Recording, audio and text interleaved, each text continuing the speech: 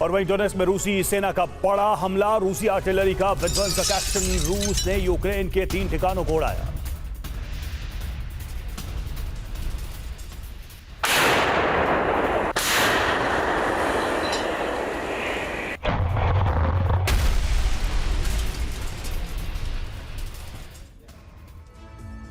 दुनिया में सबसे ज्यादा परमाणु बम रखने वाले देश के प्रेसिडेंट पुतिन अच्छी तरह से जानते हैं कि हथियारों के इस युद्ध में कुछ लोग ऐसे भी हैं जो बिना आहट उन तक पहुंचकर उन्हें मौत दे सकते हैं। पुतिन सचेत हैं, सुरक्षा भी बढ़ गई है लेकिन डर बरकरार है। पिछले दिनों ज़ेलेंस्की ने ऐलान किया था कि उनका मकसद पुतिन का अंत है। इसके बाद यूक्रेन के खुफिया प्रमुख ने भी कहा कि पुतिन को मारने की कोशिश कई बार की जा चुकी है लेकिन कामयाबी नहीं मिली।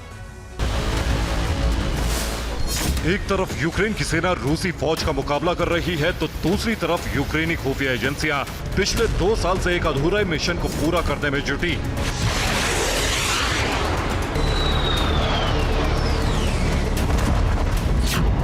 यूक्रेनी खुफिया एजेंसी का सबसे बड़ा मिशन है पुतिन का खात्मा।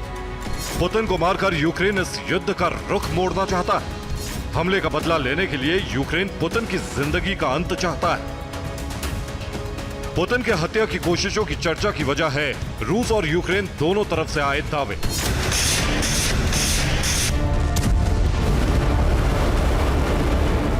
यूक्रेन खुफिया एजेंसी के प्रमुख किरिलो बुदानेव ने दावा किया है कि पुतिन की हत्या की कई बार कोशिश की गई है लेकिन यूक्रेन को नाकामी मिली। इसके जवाब में क्रेमलिन के प्रवक्ता दिमित्री पेस्कोव ने कहा है कि उन्हें कीव से इस खतरे की पूरी जानकारी है और वो एहतियात बरत रहे हैं।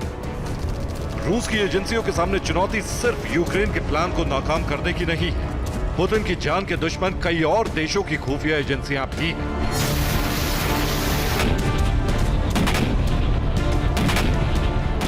रूस यूक्रेन वॉर में एक तरफ पुतिन का फेस है तो दूसरी तरफ ज़ेलेंस्की। अमेरिका और नाटो देश को लगता है कि पुतिन के अंत से युद्ध का अंत हो सकता है तो दूसरी तरफ रूस ज़ेलेंस्की को मारकर जीत हासिल करना चाहता है। रूस की सरकार को शक है कि अमेरिका की CIA, इजरायली मोसाद और ब्रिटिश खुफिया एजेंसी पुतिन की हत्या की साजिश बना चुके हैं।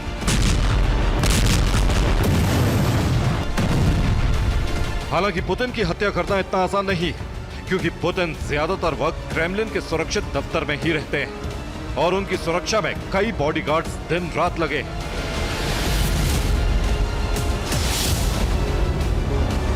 किसी से ऑर्डर की जरूरत नहीं, किसी से पूछने की जरूरत नहीं।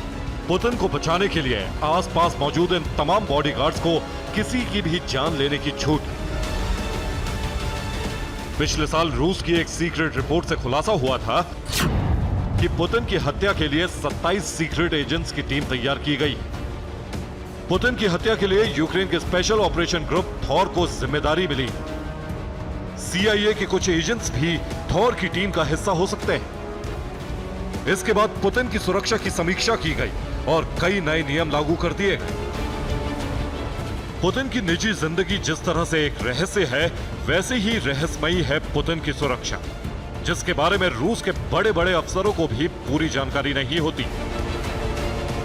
पुतिन के साथ तैनात रहने वाले अधिकारियों के पास बिना किसी वारंट के तलाशी, गिरफ्तारी और दूसरे सरकारी एजेंसियों को आदेश जारी करने का अधिकार है। पुतिन खुद भी बेहद चौकन्ने रहते हैं। पुतिन 16 साल तक KGB के जासूस रहे। जासूस बनने से पहले उन्होंने लंबी ट्रेनिंग ली थी। सीक्रेट एजेंट के तौर पर काम करते हुए पुतिन KGB में लेफ्टिनेंट कर्नल के ओहदे तक पहुंचे। वक्त काफी बीत चुका है लेकिन पुतिन को सब याद है। पुतिन जानते हैं कि किसी बड़े नेता को किसी देश के जासूस कैसे शिकार बना सकते हैं। पुतिन अगर एहतियात बरत रहे हैं तो इसकी सबसे बड़ी वजह अमेरिका की खुफिया एजेंसी CIA। पुतिन को आशंका है कि अमेरिका उनके काफले या घर पर ड्रोन अटैक करवा सकता है।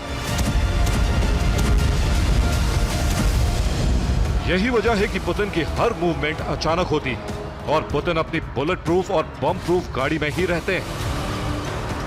पुतिन की सुरक्षा की जिम्मेदारी रूसी नेशनल गार्ड पर होती है। इसका गठन 7 साल पहले पुतिन ने किया था। इसे काफी हद तक पुतिन की निजी सेना कहा जाता है। Bureau report, TV9 Bharatvarsh.